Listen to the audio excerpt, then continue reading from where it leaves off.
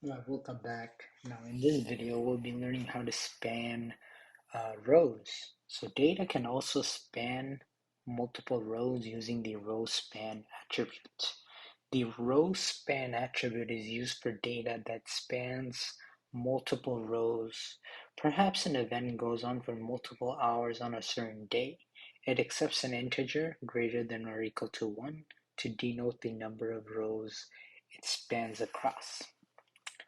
So simply morning, you have the row span, you can put work, relax. So basically like 2 hours. So in the example above, there are 4 rows, as we can see, 1, 2, 3, 4. And the first row contains an empty cell and the 2 column headings.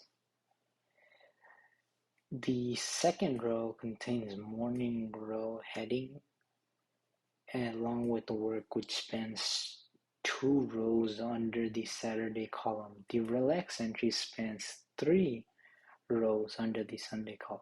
The third row only contains the afternoon row heading, and the fourth row only contains the dinner entry, since relax spans into the cell next to it.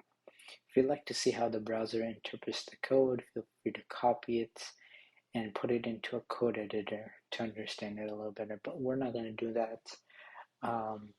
We're going to make one of these rows span across 2 of them.